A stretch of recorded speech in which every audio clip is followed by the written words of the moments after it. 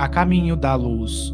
História da civilização à luz do Espiritismo, ditada pelo Espírito Emmanuel, psicografada por Francisco Cândido Xavier, Feb 1939. A Revolução Francesa. Temas abordados: a França no século XVIII, época de sombras, contra os excessos da Revolução, o período do terror, a Constituição, Napoleão Bonaparte, Allan Kardec. A França no século XVIII. A independência americana acender o mais vivo entusiasmo no ânimo dos franceses, humilhados pelas mais prementes dificuldades, depois do extravagante reinado de Luís XV. O luxo desenfreado e os abusos do clero e da nobreza em proporções espantosas haviam ambientado todas as ideias livres e nobres dos enciclopedistas e dos filósofos no coração torturado do povo. A situação das classes proletárias e dos lavradores caracterizava-se pela mais hedionda miséria.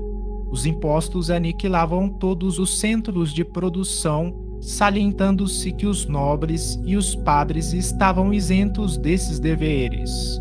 Desde 1614, não mais se haviam reunido os Estados Gerais, fortalecendo-se cada vez mais o absolutismo monárquico.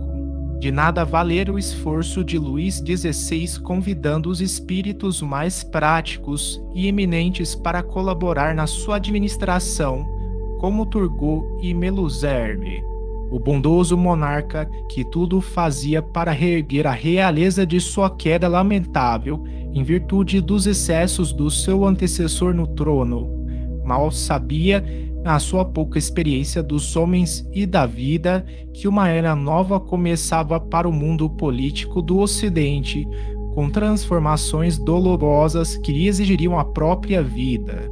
Reunidos em maio de 1789, os Estados Gerais, em Paris, explodiram os maiores desentendimentos entre os seus membros, não obstante a boa vontade e a cooperação de Necker em nome do rei. Transformada a reunião em Assembleia Constituinte, precedida de numerosos incidentes, inicia-se a Revolução instigada pela palavra de Mirabeau. Época de sombras. Derrubada a Bastilha em 14 de julho de 1789 e após a célebre Declaração dos Direitos do Homem e do Cidadão, uma série de reformas se verifica em todos os departamentos da vida social e política da França. Aquelas renovações, todavia, preludiavam os mais dolorosos acontecimentos. Famílias numerosas aproveitavam a trégua, buscando o acolhimento de países vizinhos, e o próprio Luís XVI tentou atravessar a fronteira, sendo preso em Varennes e reconduzido a Paris.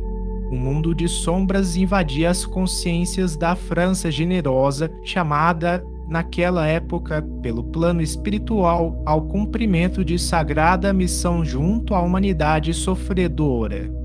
Cabia-lhe tão somente aproveitar as conquistas inglesas, o sentido de quebrar o cetro da realeza absoluta, organizando um novo processo administrativo na renovação dos organismos políticos do orbe, de acordo com as sábias lições dos seus filósofos e pensadores.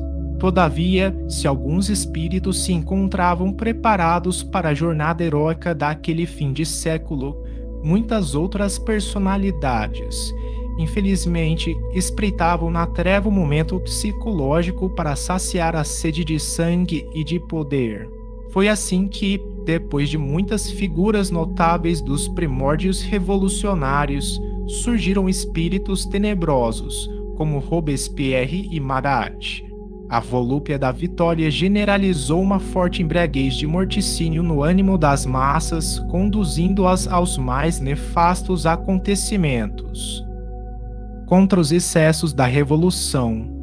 A Revolução Francesa, desse modo, foi combatida imediatamente pelas outras nacionalidades da Europa, que, sob a orientação de Pitt, ministro da Inglaterra, sustentaram contra ela e por largos anos, uma luta de morte.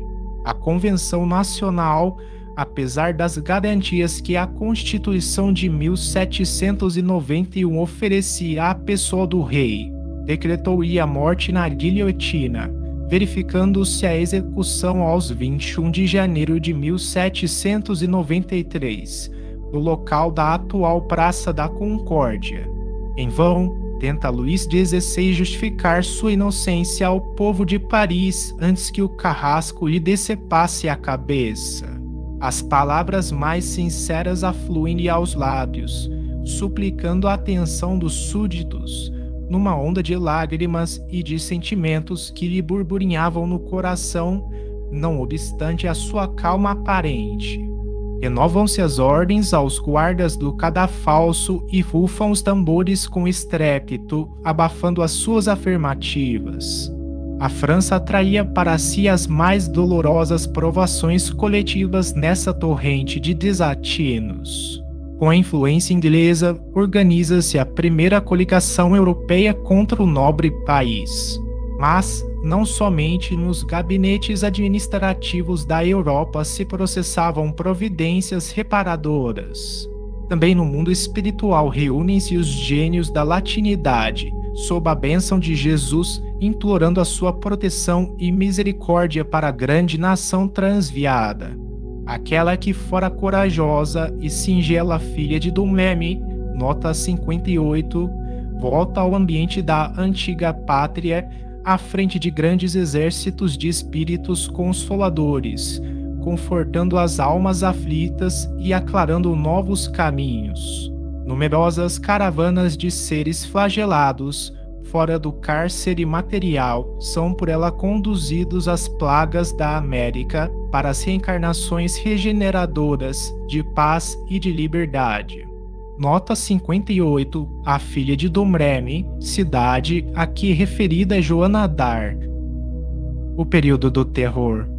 A lei das compensações é uma das maiores e mais vivas realidades do universo. Sob as suas disposições sábias e justas, a cidade de Paris teria de ser, ainda por muito tempo, o teatro de trágicos acontecimentos.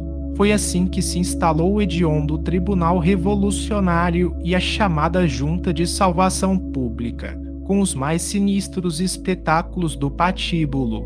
Nota 59. A consciência da França viu-se envolvida em trevas espessas. Nota 59. Patíbulo. Palanque ou estrado montado em local aberto para sobre ele executar condenados. A tirania de Robespierre ordenou a matança de numerosos companheiros e de muitos homens honestos e dignos. Erradamente, Carlota Corday entregou-se ao crime na residência de Marat com o propósito de restituir a liberdade ao povo de sua terra e espiando seu ato extremo com a própria vida. Ocasiões houve em que subiram ao cadafalso mais de 20 pessoas por dia, mas Robespierre e seus sequazes não tardaram muito a subir igualmente os degraus do patíbulo em face da reação das massas anônimas e sofredoras. A Constituição. Depois de grandes lutas com o predomínio das sombras, conseguem os gênios da França inspirar aos seus homens públicos a Constituição de 1795.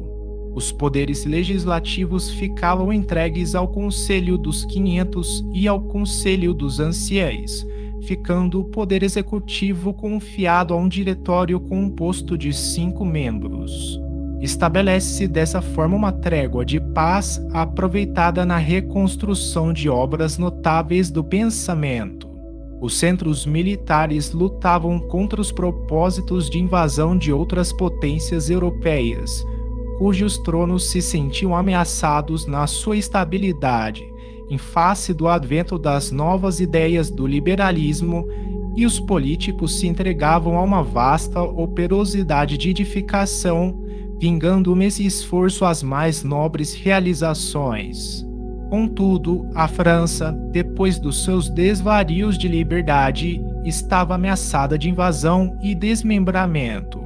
Povos existem, porém, que se fazem credores da assistência do alto no cumprimento de suas elevadas obrigações junto de outras coletividades do planeta.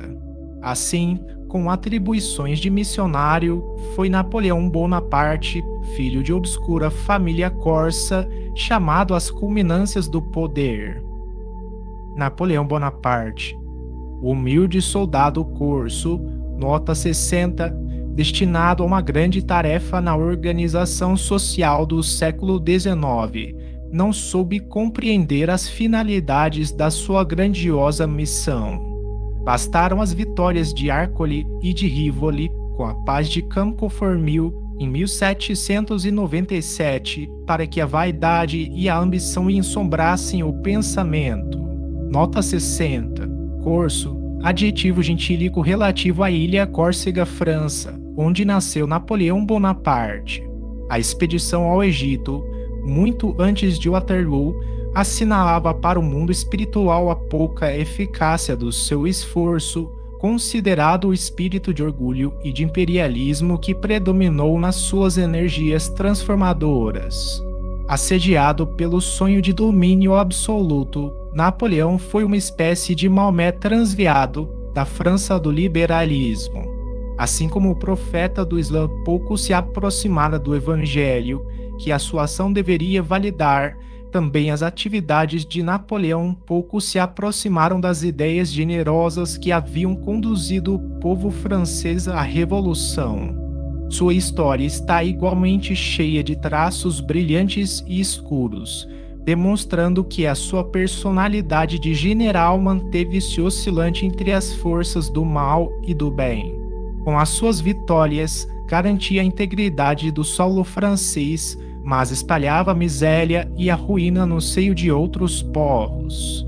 No cumprimento da sua tarefa, organizava-se o Código Civil, estabelecendo as mais belas fórmulas do direito, mas difundiam-se a pilhagem e o insulto à sagrada emancipação de outros, com o movimento dos seus exércitos na absorção e anexação de vários povos. Sua fronte de soldado pode ficar laureada para o mundo de tradições gloriosas, e verdade é que ele foi um missionário do alto, embora atraído em suas próprias forças, mas, no além, seu coração sentiu melhor a amplitude das suas obras, considerando providencial a pouca piedade da Inglaterra que o exilou em Santa Helena após o seu pedido de amparo e proteção. Santa Helena representou para o seu espírito o prólogo das mais dolorosas e mais tristes meditações na vida do infinito. Allan Kardec. A ação de Bonaparte, invadindo as searas alheias com o seu movimento de transformação e conquistas, fugindo à finalidade de missionário da reorganização do povo francês, compeliu o mundo espiritual a tomar enérgicas providências contra o seu despotismo e vaidade orgulhosa. Aproximavam-se os tempos em que Jesus deveria enviar ao mundo o Consolador, de acordo com as suas auspiciosas promessas. Apelos ardentes são dirigidos ao Divino Mestre pelos gênios tutelares dos povos terrestres. Assembleias numerosas se reúnem e confraternizam nos espaços nas esferas mais próximas da Terra. Um dos mais lúcidos discípulos do Cristo baixa ao planeta, compenetrado de sua missão consoladora e, 2 meses antes de Napoleão Bonaparte sagrar-se imperador, obrigando o Papa Pio VII a coroá-lo na igreja de Notre-Dame, em Paris, nascia Allan Kardec, aos 3 de outubro de 1804, com a sagrada missão de abrir caminho ao Espiritismo, a grande voz do Consolador prometido ao mundo pela misericórdia de Jesus Cristo.